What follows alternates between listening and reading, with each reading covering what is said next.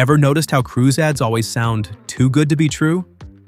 7 nights, unlimited food, exotic destinations, all for $499. Sounds like a dream, right? Well, here's the truth. That $499 is just your entry fee into one of the most sophisticated spending traps ever designed. Because cruise lines don't make their money from tickets, they make it from you. Today, we're diving into the real reason cruise ships are floating profit machines and how they quietly drain your wallet without you even realizing.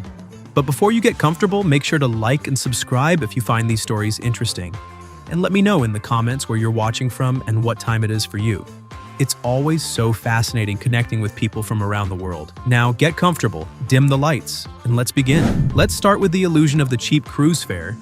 The marketing trick that reels in millions of first-time cruisers every year. Cruise lines are absolute masters at pricing psychology. They'll advertise a 7-day Caribbean cruise for $399 or $499. But that price doesn't include taxes, port fees, gratuities, or even basic drinks. And when you add it all up, that $499 vacation can quickly turn into $1,200 or more per person. It's not a coincidence. Cruise lines intentionally separate those fees to make the base price look cheaper than it really is. Think of it like a budget airline that charges you for bags, seats, and oxygen. Except on a cruise, the ocean itself becomes part of the illusion. Once you're on board, that's when the real game begins. Cruise ships are built like casinos, not in design, but in psychology. They trap you in a closed environment where spending money feels normal. And the first big trap? The drink package. At first glance, it sounds like a deal. Unlimited drinks for $89 per day. But think about that. You'd have to drink about 6 or 7 cocktails every single day just to break even. And that's assuming you're awake, not seasick, and not on a port excursion. The house, or in this case, the ship, always wins. But here's the thing most passengers don't realize. Drink packages are a behavioral tool. They make you drink more because you've already paid. So instead of 2 cocktails, you order 5. Instead of pacing yourself, you keep the drinks flowing because technically they're free. And while you're having a great time, the cruise line is counting margins. Then there's the Wi-Fi, easily one of the biggest ripoffs at sea. Cruise Wi-Fi is slow, unreliable, and somehow still costs more than your home internet. Most ships will charge anywhere from $20 to $30 per day for basic connectivity. And that's per device. They even use tiered pricing now. If you just want messaging, it's one rate. But if you want to stream or use social media, that's an upgrade. And yet, they know you'll pay it. Because once you're at sea, you're cut off. There's no Starbucks Wi-Fi, no 5G tower, no local cafe. It's digital isolation. And they control the only signal in sight. It's not just about convenience, though. That $30 a day Wi-Fi plan isn't meant to make you happy. It's meant to make you complacent. Once you pay for it, you start accepting everything else on board that costs extra. That's how the psychology works. Every small purchase softens you for the next one. By day 3, you're not even questioning it anymore. But the most genius part? Cruise ships hide the true cost by making you forget you're spending real money. Everything goes through your cruise card. The key to your cabin, your purchases, your life on board. You're not swiping a credit card, you're just tapping your room key. No receipts, no physical bills, just invisible spending that adds up fast. And at the end of the week, you get a nice little surprise. A final statement longer than your grocery receipt, filled with drinks, Wi-Fi, specialty dining, and souvenir photos you barely remember taking. And by that point, it's too late. You've already had your fun. You've already tipped the bartender who remembered your name. That's the beauty of it. Cruise lines make sure the guilt comes after the vacation, never during it. Once you've tapped that cruise card a few times, you start to realize the real money isn't in the ticket. It's in everything that comes after.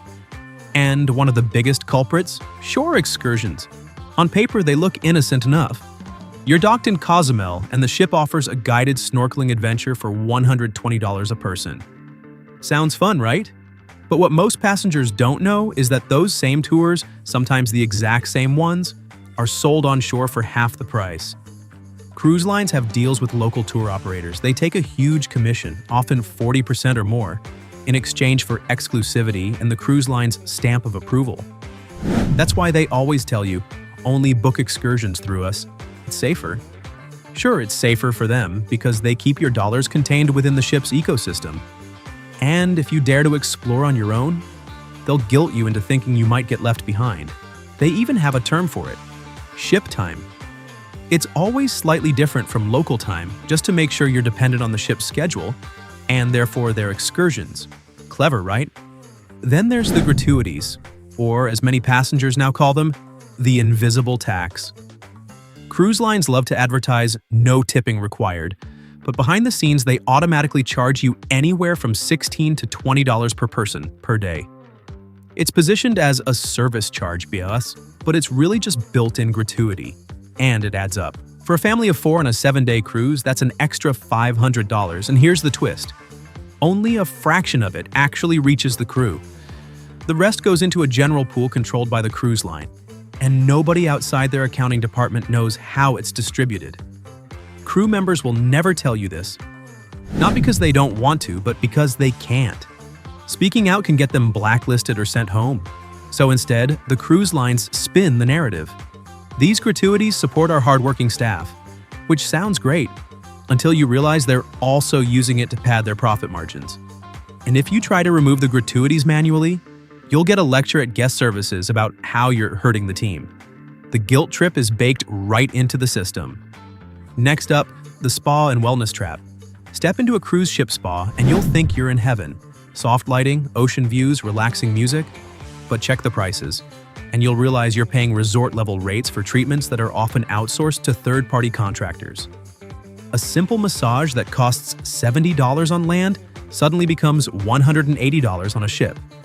And after your massage, you'll get hit with the infamous upsell. Your skin is dry, we recommend this miracle oil.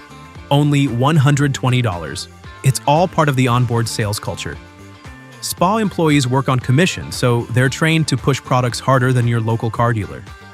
Some even have daily sales quotas. And cruise lines encourage it because they get a cut from every single bottle of overpriced seaweed lotion that gets sold.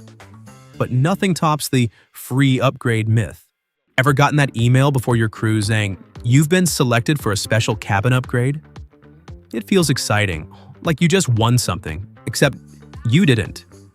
Cruise lines use upgrades as a clever inventory trick. If your sailing isn't sold out, they'll bump you up a level to make the cheaper rooms look like they're disappearing. Then they turn around and relist your old cabin at a higher price for last-minute bookers. So that free upgrade, it's not generosity, it's marketing math. And sometimes it's not even better. You might get a cabin under the nightclub, or a balcony with a restricted view, which basically means you're staring at a lifeboat. It's psychological manipulation disguised as kindness. They make you feel special while quietly optimizing their yield per cabin. And because everyone loves feeling chosen, nobody questions it. By this point in the cruise, most passengers are so relaxed they don't even notice how much they're spending anymore. The daily expenses blur together.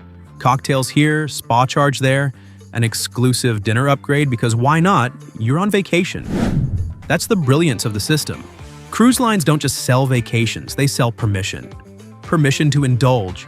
Permission to escape reality. Permission to forget that your credit card statement will be waiting when you get home. It's not about tricking you once. It's about creating an environment where you want to spend. Because if they can make you feel good while you're doing it, if they can make you believe you're treating yourself, then they've already won. By midweek, most passengers think they've figured it out. They know to avoid overpriced excursions. They've stopped falling for drink package math. They even promised themselves they wouldn't buy anything else. But that's when the cruise lines play their ace: memories. Everywhere you go, there's a camera, at dinner, on the gangway, even when you're just trying to walk to the pool. The photographers make it feel fun.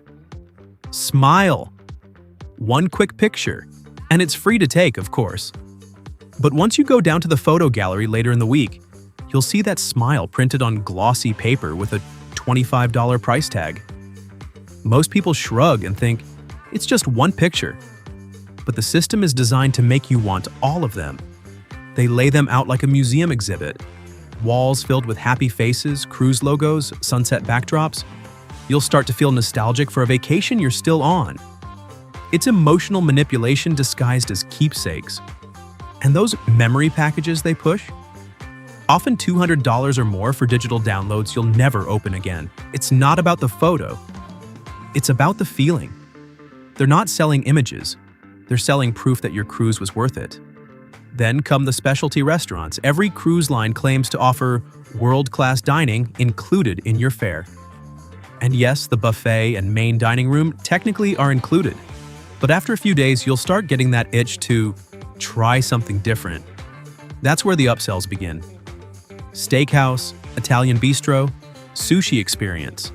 Each one promises exclusive chef-curated menus, and each one costs anywhere from $40 to $100 per person.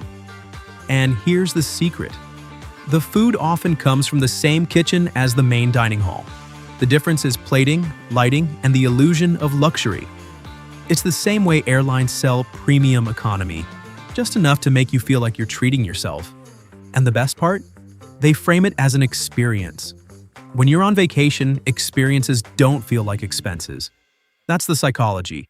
You're not paying $80 for dinner, you're making a memory. But nothing locks passengers in quite like the loyalty programs.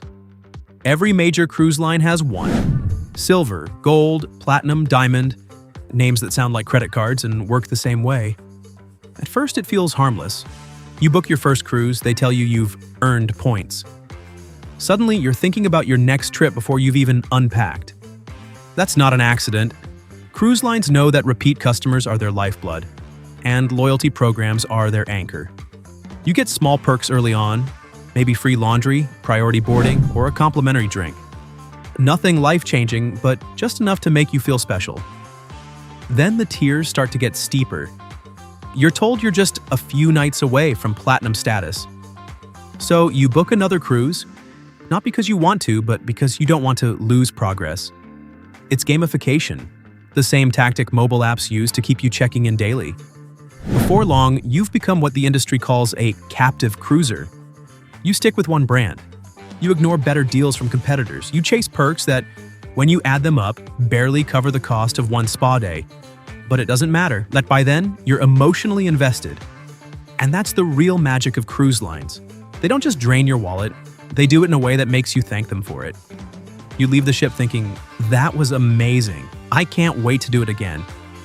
And even though you spent twice what you planned, you'll convince yourself it was worth it. Because it was all-inclusive, right? Because you deserved it. That's the emotional sleight of hand at turning financial loss into emotional satisfaction. It's not a scam. It's a system. One perfected over decades to turn vacations into psychology experiments. So the next time you see that $499 cruise ad, remember this. You're not booking a vacation. You're buying into an ecosystem designed to extract every possible dollar while keeping you smiling the whole time. But that doesn't mean you can't enjoy it. If you go in knowing the game, you can play it differently. Skip the drink package. Bring your own Wi-Fi hotspot. Book excursions independently. Eat in the main dining room and use your savings for your next adventure. Cruise smart, not just hard. Because once you understand how the ship really makes money, you'll realize the ocean isn't the only thing they're navigating. They've been sailing through your wallet the whole time.